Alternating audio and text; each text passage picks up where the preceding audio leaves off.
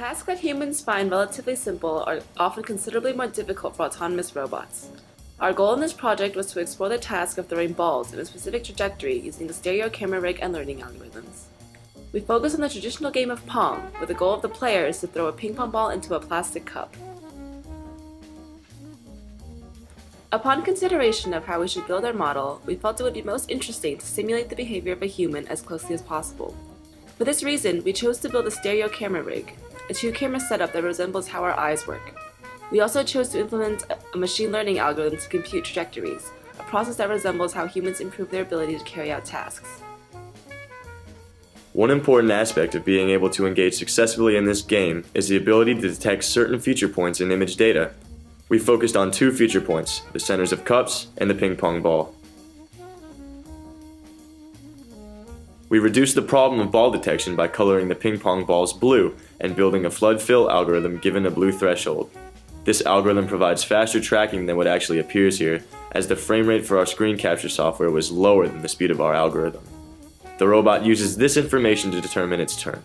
If the ball is in frame, the robot recognizes the current state as its opponent's turn. Once the ball leaves the frame, a timer is set, and after a certain interval, the robot would recognize that it is his turn now and will proceed to calculating its next move. We were able to find the centers of cups using RANSAC, or Random Sample Consensus. The input image is first sent through a threshold to determine the location of the white rings of each cup. The image is then binarized. In order to reduce the sample set for our algorithm, we ran the image through a canny edge detector to thin our lines. We then run RANSAC by sampling 3 points and generating circles from them. The fit of these circles is then determined and only the best are saved. The centers of these best circles are computed and returned. Projecting an object into real-world space becomes increasingly difficult as objects are placed further away. With the two-camera stereo rig, we could triangulate corresponding feature points on the image and determine its location in 3D space. This is mathematically very technical as it involves an in-depth understanding of epipolar geometry, camera calibration, and linear transformations.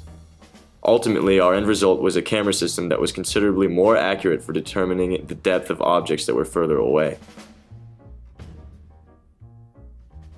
To compute the correct angles that the robot needed to throw the ball, we implemented a learning algorithm in the form of a linear regression.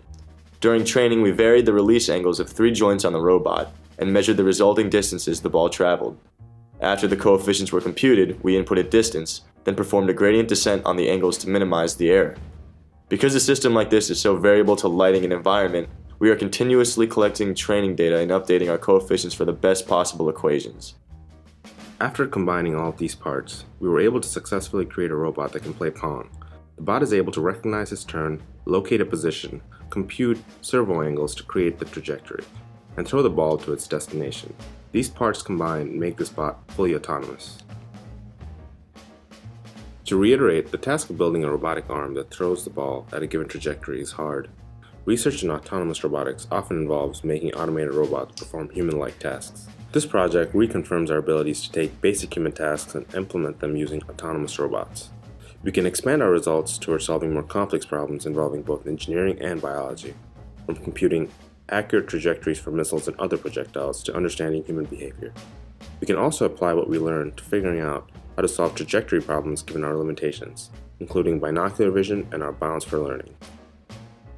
Thank you for taking the time to watch our video. If you ever feel the need to contact us, our contact information is listed below. Special thanks goes out to Professor Olson, Pradeep, and the rest of the IAs that helped us this semester.